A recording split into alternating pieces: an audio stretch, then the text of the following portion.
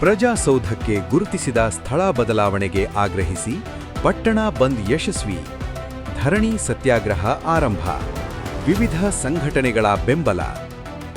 ವಿಜಯಪುರ ಜಿಲ್ಲೆಯ ತಾಳಿಕೋಟೆ. ನೂತನ ತಾಲೂಕು ಕೇಂದ್ರವಾದ ತಾಳಿಕೋಟೆ ಪಟ್ಟಣದಲ್ಲಿ ನಿರ್ಮಾಣಗೊಳ್ಳಲಿರುವ ತಾಲೂಕು ಆಡಳಿತ ಭವನ ಪ್ರಜಾಸೌಧ ಕಟ್ಟಡದ ನಿಯೋಜಿತ ಸ್ಥಳ ಬದಲಾವಣೆಗೆ ಆಗ್ರಹಿಸಿ ನಡೆದ ತಾಳಿಕೋಟೆ ಬಂದ್ ಯಶಸ್ವಿಯಾಗಿದ್ದು, ಇಂದಿನಿಂದ ಧರಣಿ ಸತ್ಯಾಗ್ರಹ ಆರಂಭವಾಗಿದೆ.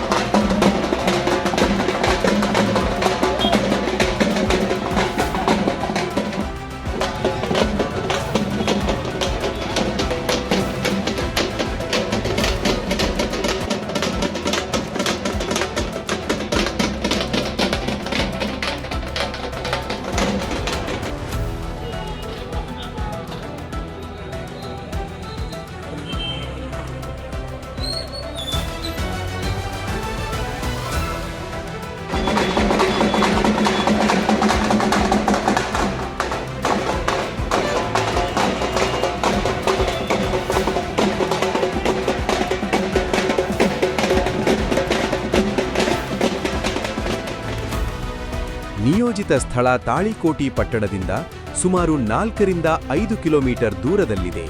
ಇದರಿಂದ ತಾಲೂಕಿನ ಸಾರ್ವಜನಿಕರು, ವಿಶೇಷವಾಗಿ ವೃದ್ಧರು, ಮಹಿಳೆಯರು ಹಾಗೂ ಅಂಗವಿಕಲರಿಗೆ ತೊಂದರೆ ಉಂಟಾಗಲಿದ್ದು, ಸ್ಥಳ ಬದಲಾವಣೆಗೆ ಆಗ್ರಹಿಸಿ ಸ್ವಯಂ ಪ್ರೇರಿತ ಬಂದ್ಗೆ ಕರೆ ನೀಡಲಾಗಿತ್ತು.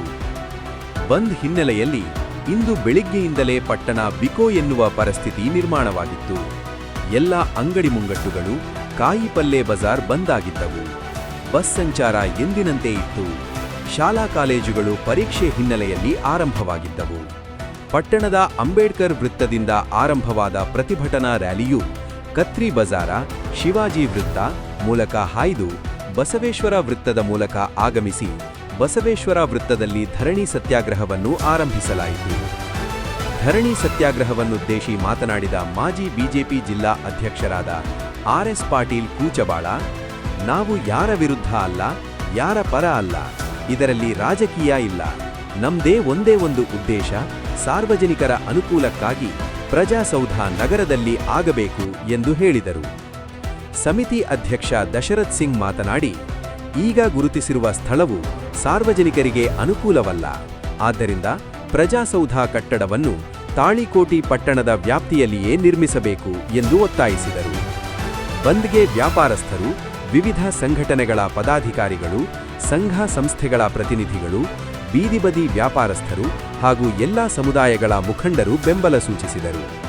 ಹೋರಾಟದ ಸಂದರ್ಭದಲ್ಲಿ ತಾಲೂಕು ಹೋರಾಟ ಸಮಿತಿಯ ಅಧ್ಯಕ್ಷರಾದ ದಶರಥ್ ಸಿಂಗ್ ಮನಗೂಳಿ, ಗೌರವಾಧ್ಯಕ್ಷ ಎಸ್.ಬಿ. ಕಟ್ಟಿಮನಿ, ಕಾಶಿನಾಥ್ ಮುರಾಳ, ಮುತ್ತಪ್ಪ ಚಮಲಾಪುರ, ಎಂ.ಕೆ. ಜೋರ್ಗಸ್ತಿ, ಮಾಸೂಮ್ ಸಾಬ್ ಖೆಂಬಾವಿ, ಪರಶುರಾಮ ತಂಗಡಗಿ, ಪ್ರಕಾಶ್ ಹಜೇರಿ, ರವಿ ಕಟ್ಟಿಮನಿ, ದತ್ತು ಹೆಬಸೂರ, ರಾಜು ಹಂಚಾಟೆ, ಗಂಗಾಧರ್ ಕಸ್ತೂರಿ, ಮಂಜು ಶೆಟ್ಟಿ, ಸುರೇಶ್ ಹಜೇರಿ, ಸದ್ದಾಂ ಬೀಲಗಿ, ಲತೀಫ್ ಬೀಲಗಿ, ಅಮಿತ್ ಮನಗೂಳಿ, ನಾಗೇಶ್ ಕಟ್ಟಿಮನಿ, ತಿಪ್ಪಣ್ಣ ಸಜ್ಜಾನ, ಜುಮ್ಮಣ್ಣ ನಾಲತ್ವಾಡ, ಮಹೇಶ್ ಚಲವಾದಿ, ಮಾನ್ಸಿಂಗ್ ಕೋಕತನೂರ, ನಿತಿನ್ ವಿಜಾಪುರ್ ಹಾಗೂ ಸರ್ವ ಸಮಾಜದ ಮುಖಂಡರು ಉಪಸ್ಥಿತರಿದ್ದರು.